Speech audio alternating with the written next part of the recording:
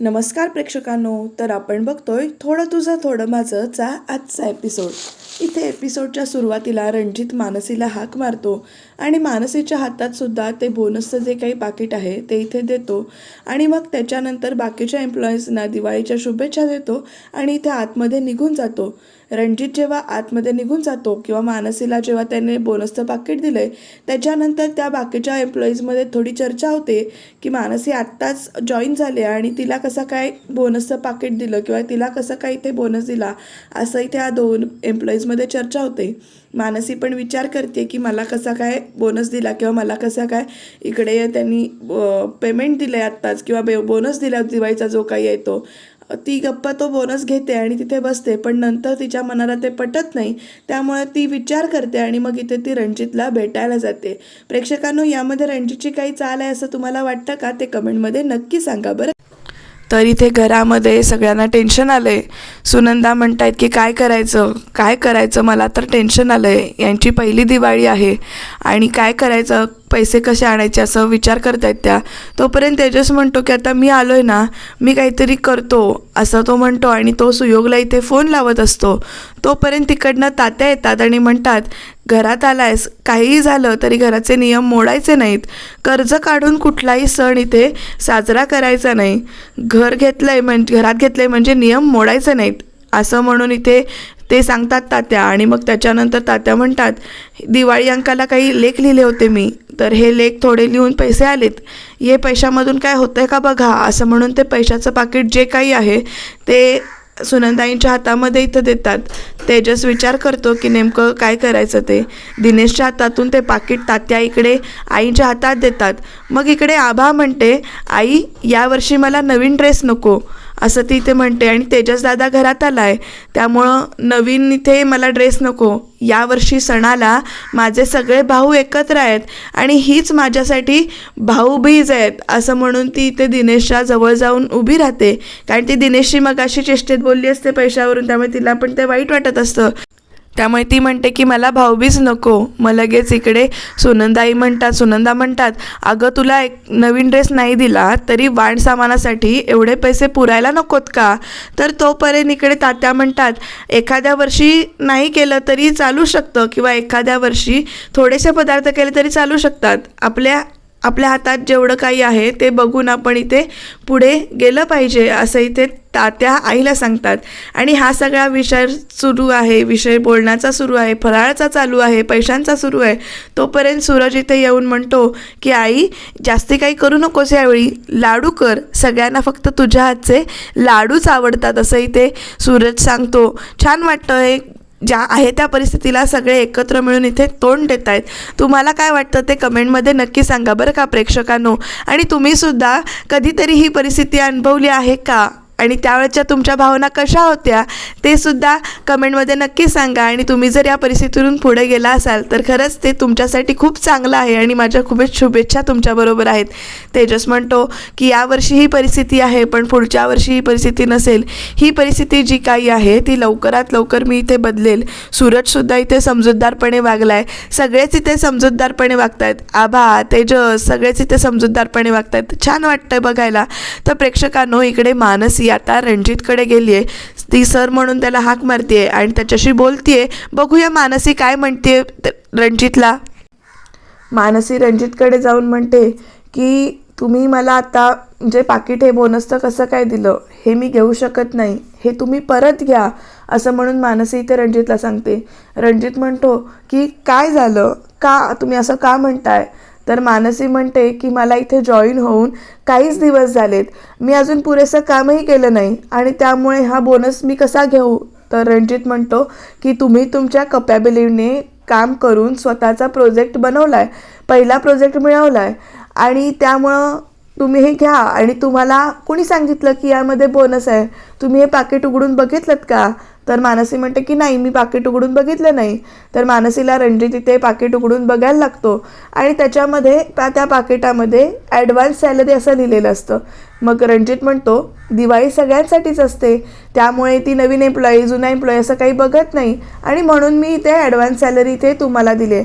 सणावाराच्या दिवशी कुठल्याही एम्प्लॉईजचा, माझ्या कुठल्याही खिसा एम्प्लॉईचा रिकामा नसणार नाही ह्याची मी काळजी घेतो आणि त्यामुळं मी ॲडव्हान्स सॅलरी इथे तुम्हाला दिली आहे असं इथे तो सांगतो. त्यामुळं मानसीसुद्धा इकडे तो त्याचे काही पाकिट आहे, ॲडव्हान्स सॅलरीचं पाकिट आहे ते इथे घेते आणि जाता जाता ती एक गोष्ट सांगते बरं का रणजितला. काय असेल प्रेक्षकांनो ती गोष्ट, तर त्या पाकिटावर मानसीचं नाव मिस मानसी सणस असं लिहिलेलं असतं. पण ती इथे येऊन ते रणजितला म्हणते या नावात छोटीशी चूक आहे आणि ती चूक तुम्ही चेंज करा. मिस मानसी सणस रणला आधीच होतं आणि आता मिसेस मानसी तेजस प्रभू हे नाव घाला असं ती सांगते. आणि रणजितसुद्धा ओके म्हणतो, हसतो आणि मानसी इथे ते काही ॲडव्हान्स सॅलरीचं पाकिट आहे ते इथे घेऊन म्हणजे निघून जाते. तर प्रेक्षकांनो इथे आता कंदील बनवायसाठी आबा साहित्य घेऊन येते. आई तांदूळ निवडत बसल्यात, त्या विचार करतायत की नेमकं काय करायचं. दिवाळी सण आहे पहिला आणि आपण काहीच करू शकत नाही हा त्या इथे विचार करतायत. आबा विचारते फराळाला कधी बसायचंय, तर आई सांगतात यावर्षी लाडूच बनवायचे त्यामुळे मी एकटी बसेन, करेन मी. म्हणून आबा तिला छान समजावते, अगं यावर्षीच फक्त आपण एकच पदार्थ करतोय पण पुढच्या वर्षी आपण सगळे पदार्थ थाटात करू, दिवाळी थाटात साजरी करू असं आबा आईला समजावते. पण त्या म्हणतात अगं आपल्या घरात यावर्षी नवीन लग्न झालंय, लग्नानंतरचा तिचा पहिला दिवाळी सण.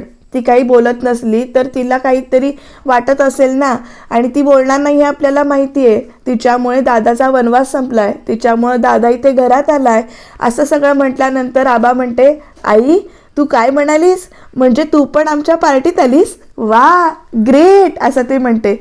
मग आबा म्हणते आपण एक काम करूया, आपल्याकडे जे थोडे थोडे साठवलेले पैसे आहेत ना ते आपण घेऊया आणि ते आपण तेजसदादाला देऊया आणि सांगूया की तू वहिनीसाठी मानसीसाठी काहीतरी छोटंसं गिफ्ट घेऊन ये, म्हणजे छोटंसं का होईना पण इकडे तेजस त्याला काहीतरी गिफ्ट देईल आणि मानसीला म्हणजे ही दिवाळी जी काही आहे ती इथे लक्षात राहील, तिला पण खुश होईल, ती आनंदित होईल असं इथे आबा आईला सांगतेय. मग आई इथे म्हणतात तिला अगं ते सगळं ठीक आहे पण तेजस यासाठी तयार होईल का, त्याला हे सगळं आवडेल का. तर आबा इथे सांगते अगं होईल का तयार, मानसी वहिनीने एवढं सगळं आपल्यासाठी केलंय तर आपण तिच्यासाठी एवढं नक्कीच करू शकतो. मग आई म्हणतात बाई किती मोठी झाली माझी लेक. मग लगेच त्याच्यानंतर आबा म्हणते काय आई. मग त्याच्यानंतर आई म्हणतात जेव्हा आम्ही सगळे तिच्याशी बोलत नव्हतो ना तेव्हा तू तिची साथ दिलीस, हे सगळं खूप छान केलंस ना, आणि तू जर बोलली नसतीस तर ती एकटी पडली असती. आणि मग त्याच्यानंतर आबा म्हणते की आई तिनं मिळवलंय, तो विश्वास तिनं मिळवला त्यामुळे मी तिच्याशी बोलत गेले. आणि मग त्याच्यानंतर आबा इथे म्हणते आता लवकरच तात्यासुद्धा इथे लवकर तिच्याशी बोलायला लागतील, तिचा सून म्हणून स्वीकार करतील आणि ते सुद्धा इथे आपल्या पार्टीत येतील. पण इकडे आई म्हणतात पण काय उपयोग, सून म्हणून स्वीकार केला खरं तिला मी काही देऊ शकत नाही. पण त्यांच्याच डोक्यात एक आयडिया येते आणि त्या म्हणतात आबा माझ्याकडे सासूबाईंनी दिलेली जोडवी आहेत ती आपण तिला देऊया का, पण एक काळजी वाटते. मग आबा म्हणते की काय झालं, कसली काळजी वाटते तुला. तर आई म्हणतात की आता मी सून म्हणून तिच्याशी नीट वागले नाहीये, ती नीट घेईल ना ते जोडवी. तर आबा म्हणेल की ती नक्की घेईल. मग तेजस इथे विचारतो कोण काय घेणार आहे असं म्हणून तो इथे विचारतो. आणि मग आबा त्याला म्हणते दिवाळीच्या सणाची सगळ्या कामाची जबाबदारी इकडे तेजस दादा घेणार आहे असं मी इथे आबा आईला सांगते असं म्हणते. 2 सणांना तू सापडला नाहीस ना त्यामुळे दिवाळीची सगळी कामं जी काही आहेत ना ती तू करणार आहेस असं आबा सांगते. मग तेजस म्हणतो अशी काही कामं आहेत. मग आबा म्हणते आकाशकंदील बनवायचं आहे, चल आकाशकंदील बनवायला घेऊया असं म्हणून आबा तेजसला सोप्यावर घेऊन जाते आकाशकंदील बनवायला. तोपर्यंत सूरज येतो आणि म्हणतो कंदील बनवायचं आहे, मी बनवू का असं तो तेजसला विचारतो. आणि मग तेजस म्हणतो तू बनवणार आहेस. तर सूरज इथे म्हणतो हो मीच बनवणार आहे, लहान असताना यायचंच ना माझ्याजवळ, दादा मला कंदील बनवून दे ना, दादा मला कंदील बनवून दे ना, मीच बनवून द्यायचो तुला कंदील असं म्हणून इकडे सूरज सांगतो तेजसला. तेजस म्हणतो हां तेव्हाही बनवायचास आणि आताही बनव. असं दोघांची मजा चालू आहे. आणि मग इकडे आबा म्हणते, दादा आधी आपण कंदील लहानपणी असताना घरातच बनवायचो ना. मग इथे तेजस म्हणतो, तू जे एवढीशी होतीस ना तेव्हापासून कंदील आपण घरातच बनवतो. आणि मग इथे विषय निघतो बंटीचा. मग इकडे सूरज म्हणतो तेजसला, बंटी येणार नाही का रे परत इथे? तो आला ना की इथे खूप मजा असते ना, उत्साह असतो. मग त्याच्यानंतर इकडे आई पण ह्या दोघांचं बोलणं ऐकत असतात. आबा म्हणते, हो ना, पण गायत्री वहिनी बंटीला रूमच्या बाहेरच पाठवत नाही. तो खिडकीतून वाकून वाकून बघायचा. आणि मग तेजसला सूरज इथे म्हणतो की आपल्याला त्याला फोन लावता येईल का? तर हा बंटी म्हणजे गायत्री आणि दिनेशचा मुलगा आहे बरं का. तो आजपर्यंत कधी दाखवला नाही आहे, पण लवकरात लवकर तो आपल्यासमोर येईल असं आपण इमॅजिनेशन करूया आणि कमेंट करूया तशी. आता तेजस आणि इकडे सूरज, आबा सगळे मिळून इकडे फोन लावतायत बंटीला. तोपर्यंत इकडे सुनंदा आई म्हणजेच आईच्या मनामध्ये विचार येतो की दरवर्षी मी सगळे पदार्थ त्याला किती हौशेनं पाठवायचे, पण यावर्षी ना फक्त लाडूच पाठवावे लागणार आहेत असं इकडे त्या हळव्या होतात. त्यांना वाईट वाटतं की यावर्षी फक्त लाडूच करायला मिळणार आहेत, बाकी काही फराळ करायला मिळणार नाही आहेत. त्यामुळे त्या जरासा त्यांचा मूड ऑफ झाला आहे. त्या म्हणतात की यावर्षी भरपूर सारे पदार्थ न पाठवता लाडूच पाठवावे लागणार आहेत. पण त्यांचा मूड गेलेला बघून इकडे तेजस म्हणतो, आई अगं तुझ्या सगळ्या फराळामध्ये ना लाडूच चांगले होतात बरं का, आणि आम्हाला सगळ्यांना लाडूच आवडतात. आणि आबा पण म्हणते, तुझा लाडू खाल्ल्याशिवाय फराळ पूर्णच होत नाही असं ती एकदम अशी साहित्यिक लँग्वेजमध्ये साहित्यिक भाषेत बोलते. सूरजसुद्धा ह्या गोष्टीला दुजोरा देतो. आणि मग त्याच्यानंतर तेजस म्हणतो, तू आज काय कुठलं साहित्य वाचून आलेस का काय? त्याचा लाडू खाल्लायस का तू सुद्धा? किती ते शब्दांची अशी शब्दफेक करतेस, छान अशी साहित्यिक शब्दफेक करतेस असं म्हणून इकडे तेजस आबाची चेष्टा करतोय. पण आबा पण इथे आईची साथ देते. आईला म्हणते की तू लाडूच कर, लाडूसुद्धा तुझे खूप चांगले होतात आणि तुझा लाडू खाल्ला ना की असा फराळ खाऊन पोट भरल्यासारखं तृप्त होतं. आणि तेवढ्यात इथे मानसी आली आहे बरं का. आणि मानसी येऊन म्हणते, मावशी हे घ्या. मग इथे मावशी म्हणतात की हे काय? तर मानसी इथे सांगते की मला माझा पगार दिलाय. तर तेजस म्हणतो, काय पगार? अहो तुम्ही कालच ऑफिसला जॉईन झालात आणि पगार? म्हणजे चला बरं आहे, मी पण तुमच्या कंपनीत येतो कामाला 2 दिवस आहेत तर. आणि सूरजला पण म्हणतो, सूरज तू येणार का? म्हणजे दादा तू जाणार का कंपनीत? लगेच पगार देतात असं म्हणून तो इथे चेष्टा करत असतो. मानसी सांगते की आमच्या बॉसने सगळ्यांना दिवाळीचा बोनस दिला आणि त्याचबरोबर त्यांनी मला इथे ॲडव्हान्स सॅलरी दिली. ते मग इथे तेजस म्हणतो, अरे तुझे बॉस खूपच चांगले आहेत तुमचे, म्हणजे देव माणूस आहे. म्हणजे कोणी एम्प्लॉईजना असं पहिल्यांदाच लगेच पगार वगैरे देत नाही, पण तुमच्या बॉसने दिलाय तर चांगले आहेत. मग सुनंदाई म्हणतात, इथे आई म्हणतात की हे तू माझ्याकडे का देतेस? मग मानसी म्हणते, माहेरी असते तर मी माझ्या आईकडे दिलं असतं, आता सासरी आहे तर मी इथे तुमच्याकडे देते.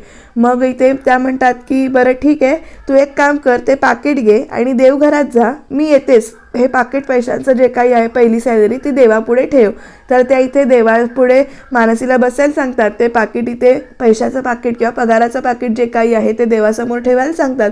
आणि मग त्याच्यानंतर मानसीला सांगतात की मी आलेच असं म्हणून सांगतात आणि त्या निघून जातात. मानसीला 2 मिनटं कळत नाही की नेमकं काय चाललंय. मग मानसी इथे ते पैशांचं पाकिट देवासमोर ठेवते, देवाला हात जोडते, प्रार्थना करते देवाची की माझ्या या घराला असंच आनंदात आणि सुखात राहू दे. तू वेळेवर मला पैशांची इथे मदत केली आहेस, त्यामुळं देवाचे ती आभार मानते. कारण आता घरात दिवाळीचा सण चालू आहे, पैशांची अडचण आहे आणि अशा टायमिंगला पैसे मिळाले त्यामुळे इथे ती देवाचे आभार मानते. आणि मग मानसीसाठी इकडे सुनंदाई आतमध्ये येतात आणि रूममधलं ट्रंक उघडतात. त्याच्यानंतर तो डबा काढतात. डब्यात जी काही जोडवी आहेत त्या इथे ती धरतात. आणि सून म्हणून मी तुला पहिला दागिना हा एवढाच देऊ शकते, जो एवढाच माझ्याकडे आहे असं म्हणून त्या म्हणतात. जोडवी छान आहेत बरं का. तर इथे तेजसला त्या आतमध्ये यायला सांगतात आणि तेजस पण म्हणतो की काय? तर तेजसला त्या देवघरात ये म्हणून सांगतात. तेजस आतमध्ये जातो आणि मानसीला विचारतो की काय झालं? तर मानसी म्हणते, मला सुद्धा काही ते माहिती नाही आहे. आणि मग सुनंदा आई एकदम मानसीला जवळ बोलवतात. इथे तेजसच्या बाजूला उभी राहा असं सांगतात. आणि मग त्याच्यानंतर त्या देवासमोरचं हळदी कुंकू घेऊन मानसीच्या कपाळाला लावतात. मानसीच्या डोळ्यांमध्ये आनंद आहेत, अश्रू आलेले आहेत, कारण कुंकू लावणं म्हणजे एक सौभाग्याचं प्रतीक आहे. आणि ह्या कुंकू लावण्याच्या प्रक्रियेमधूनच तिला कळलंय की आता तिचा इथे त्यांनी सून म्हणून स्वीकार केलाय किंवा सवाष्ण म्हणून स्वीकार केलाय. आणि तेजस या दोघींकडे मात्र बघत बसलाय. तेजसच्या मनात मात्र वेगळेच विचार आहेत. प्रेक्षकांनो, तेजस अजून सुद्धा या लग्नाला तयार नाहीये. अजून सुद्धा तो इथे काचकूच करतो या नात्यामध्ये पुढे जाण्यासाठी. तुम्हाला काय वाटतं, तेजसचा हा निर्णय किंवा तेजसला हे जे काही वाटतंय ते बरोबर आहे का चुकीचं आहे? तेजसनं हे नातं स्वीकारायला किती वेळ लावला पाहिजे किंवा तेजसनं हे नातं लवकरात लवकर स्वीकारावं अशी आपण देवाकडे प्रार्थना करूया. तर आई म्हणतात, तुम्ही घाई गडबडीत इथे लग्न केलं, लपून छपून लग्न केलं. तर तेजस म्हणतो, असं काही नाहीये. मग त्याच्यानंतर त्या म्हणतात, तुमचं जेव्हा लग्न झालं तेव्हा सगळा गोंधळ होता, घाई गडबडीत तुम्ही दोघांनी लग्न केलं, त्यामुळे नेमकं मला काय रिॲक्ट करायचं किंवा कसं वागायचं ते कळत नव्हतं आणि त्यामुळे मी इतके दिवस तुझ्याशी बोलले नव्हते आणि मला माफ कर असं त्या म्हणतात.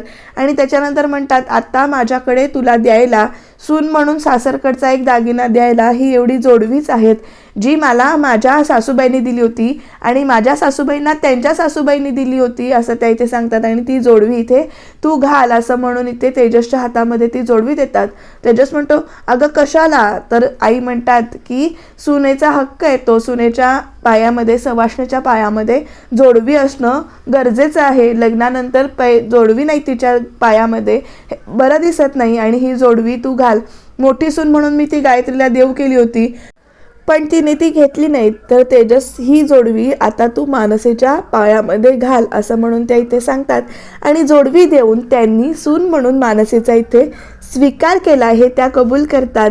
तुमचं लग्न घाई गडबडीत झालं त्यामुळे तेव्हा मी तुमच्याशी नीट वागले नव्हते, पण आता सून म्हणून मी स्वीकार केला आणि ही जोडवी तेजसला सांगतात की तू घाल.